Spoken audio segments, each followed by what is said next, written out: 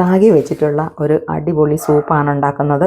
അപ്പോൾ അതെങ്ങനെയാണ് ഉണ്ടാക്കുന്നതെന്ന് നമുക്കൊന്ന് നോക്കിയിട്ട് വന്നാലോ. അതിന് വേണ്ടിയിട്ട് ഞാൻ 2 ടീസ്പൂൺ റാഗി പൗഡറാണ് എടുത്തിരിക്കുന്നത്.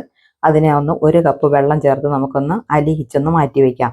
ഒരു സോസ് പാനിൽ അല്പം നെയ്യോ ബട്ടറോ എന്ത് വേണമെങ്കിലും ഉപയോഗിക്കാം. ഞാൻ അല്പം ബട്ടർ ഇട്ട് കൊടുത്തിട്ടുണ്ട്. അതിനകത്തേക്ക് 2 3 കുരുമുളക്, 1 ഏലക്കായുടെ പകുതി, അതുപോലെ തന്നെ ലവംഗ്, കറുവപ്പട്ട ഇത്രയും ചേർത്ത് കൊടുത്തിട്ടുണ്ട്. പിന്നെ അതിൻ്റെ കൂടെ പച്ചക്കറിയായിട്ട് ചേർത്തിരിക്കുന്നത് സവാളയുണ്ട്, ക്യാരറ്റ് ഉണ്ട്, ക്യാപ്സിക്കം ഉണ്ട്, ഒരു പച്ചമുളകുണ്ട്, ഇത്രയും ഒരു നുള്ള് ജീരകം കൂടി ചേർത്ത് ഇതിൻ്റെ കൂട്ടത്തിലൊന്ന് ചേർത്തിട്ടുണ്ട്. അതിനുശേഷം നമ്മൾ കലക്കി വെച്ചിരിക്കുന്ന മിശ്രിതം ഇതിൻ്റെ കൂട്ടത്തിലേക്ക് ചേർത്ത് കൊടുക്കുക. അപ്പോൾ തന്നെ ആവശ്യമായ ഉപ്പും അതുപോലെ തന്നെ ഈ പച്ചക്കറിക്ക് ഒന്ന് ഹാഫ് കുക്കാകുന്നത് വേണ്ടിയിട്ടുള്ള വെള്ളം കൂടി നമ്മളിപ്പോൾ ചേർത്ത് കൊടുക്കേണ്ടതാണ്.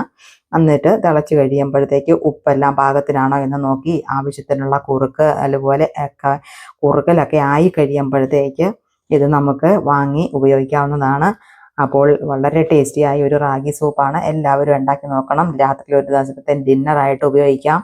അത് ഒരു പാത്രത്തിനകത്തേക്ക് സെർവ് ചെയ്തതിന് ശേഷം നമുക്ക് ഒരു 2 നുള്ള കുരുമുളക് പൊടിയും അതുപോലെ തന്നെ 2 3 തുള്ളി നെയ്യോ ബട്ടറോ കൂടി തൂകി ഒന്ന് ചൂടോടെ നമുക്ക് ഉപയോഗിക്കാവുന്നതാണ്. വളരെ ടേസ്റ്റിയായ ഒരു സൂപ്പാണ്.